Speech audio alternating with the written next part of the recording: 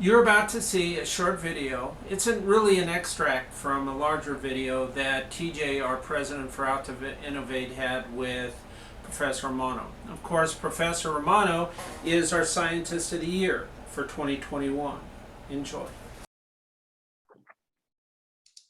Hi, Joe. This is Hi, TJ. Ben. Hi, TJ. Nice to meet you. Good to meet you too. Thank you for taking time to do this today. Of course. So I think this is the first time we've met. I've read, both what your nominators submitted about you and what Matt has written up. So I wanted to just take a little time to get to know you. And so you're at Stanford. And so in the biography of you, are you a professor in two distinct departments, or does Stanford have a combined department that is statistics and economics? No, there are two departments. Okay. I started out as an assistant professor just in the statistics department. And then about 15 years ago, the econ department basically reached out to me to see if I wanted a half of an appointment there Oh, interesting. as well. Okay.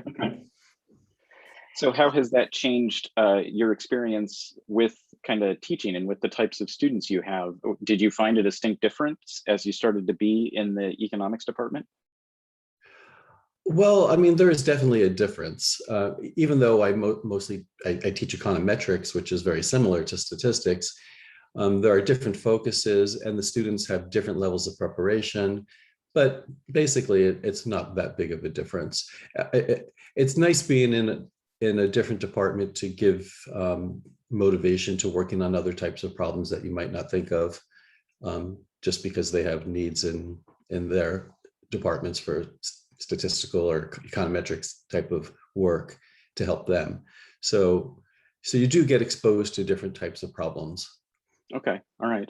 And were you able to then advise graduate students as well in both departments? Yeah. Have you had, Yeah. interesting, okay, all right. So yeah, I work at Ohio State University. I have a research scientist position in their Department of Electrical and Computer Engineering. And so part of what that means is that I'm very far away from the topics that you worked on. So I read the award letters, and clearly your nominators were had a lot of praise for the work you've done.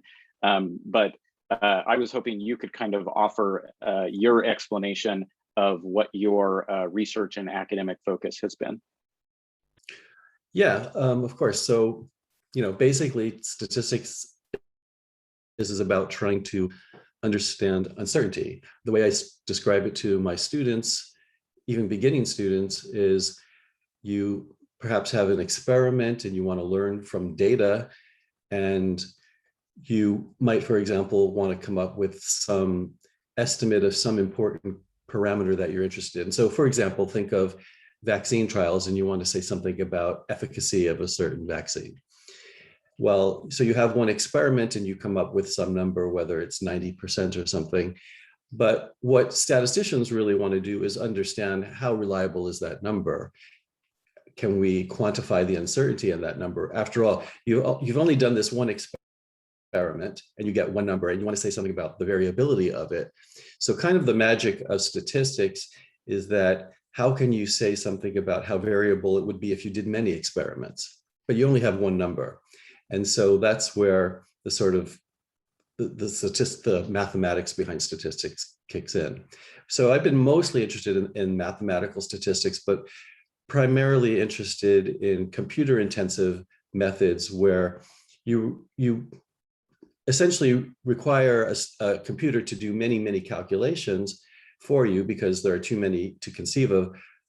But of course, that doesn't mean that it's doing something that's accurate or meaningful. So you need to have mathematics behind those computations. So traditionally, statistics required formulas. And so you have basic formulas that you can write in a standard textbook that you've probably seen. And then since you can sort of see it, you can analyze it directly in some way to really understand what's happening. But with computer intensive methods, you don't have such a formula. But yet you still want to understand mathematically what is it actually getting at. So that's what interested me in how one can actually do that.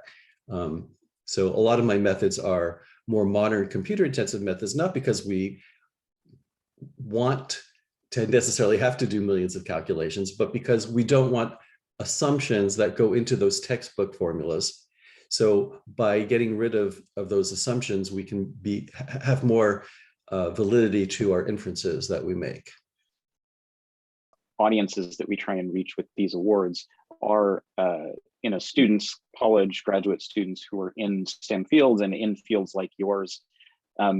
Based on your mentoring experience, is there any particular advice you would offer for LGBTQ plus students who are considering the type of career you've had as they look ahead? Well, I mean, like I said earlier, one of the great things about my field is that it is very diverse. So you can, even mid-career, change directions and go into a very applied field or a completely other applied field. I mean, you could go from biology to economics to political science to almost anything, because statistics applies to so many areas. So, this is sort of the information age, and now there are departments that are being called data science departments, not statistics departments. It's a growing field right now, and so it's a big opportunity for young people.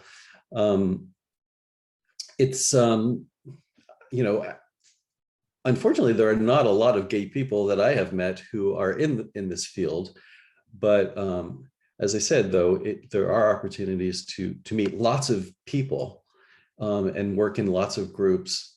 And, that may be appealing for some people, maybe not for everybody, but it just gives you a lot of opportunity. So I think it's a great field right now, more than it's ever been. It was kind of a nerdy field when I started. Even the New York Times claims statistics is a hot field. So that's sort of something. Yeah. Just thought of one more thing, going back Sure. to a question you had asked, because I didn't really say much about how the question you asked about maybe helping young gay people in my field. And I have mentored some gay students. And obviously it's a much smaller percentage than not. And of course, we like to think that we treat them all the same, right? But only later do you find out, and it's so nice when you do, that for them, having such a role model is so important. And so, I mean, that really made me feel so good when I hear about those kinds of things. So even though at the time there may not be anything you're doing differently, but just being you and being authentic is so important.